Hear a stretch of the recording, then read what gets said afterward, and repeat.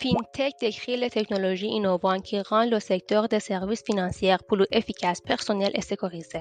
Il est soutenu par les innovations dans les domaines du mobile, du big data et machine learning. FinTech défie les instituts traditionnels avec de nouvelles solutions en leur business model. Les utilisateurs FinTech sont les banques, les compagnies d'assurance et les instituts financiers traditionnels.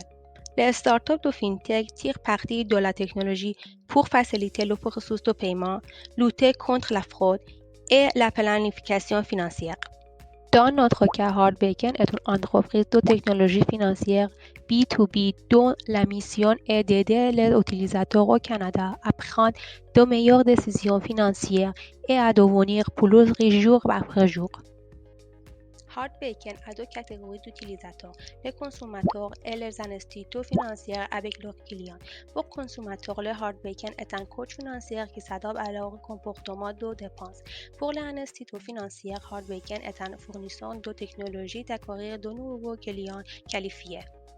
Le produit Hardbacon est une application mobile avec solution AI et un robot advisor qui relie les comptes bancaires et d'investissement d'utilisateurs en analysant leur portefeuille pour bien gérer leur investissement avec ou sans conseiller.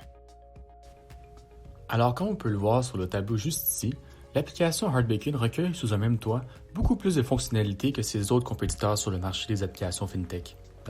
Aussi, si on compare à Mint, par exemple, qui est une application très populaire, Hardbacon se démarque par son outil qui est dynamique. Donc, via son algorithme, l'application va s'ajuster au comportement du consommateur et à ses dépenses et revenus.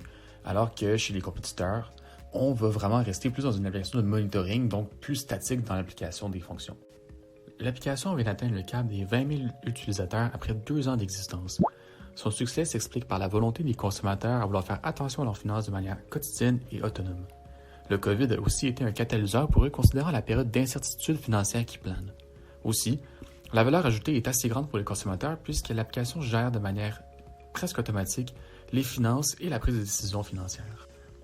Est-ce que Hardbacon est une menace pour les banques? Eh bien, pas pour l'instant. En fait, en ce moment, l'application est plutôt un partenaire privilégié vu ses partenariats avec la Banque nationale et Desjardins. En fait, les banques utilisent l'application afin de supporter leur clientèle dans leur prise de décision et leur gestion financière.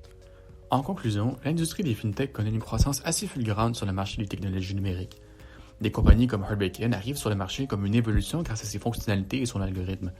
Hardbacon ne tuera certainement pas les banques, mais il est clair que la gestion de ses finances personnelles n'aura jamais été aussi facile.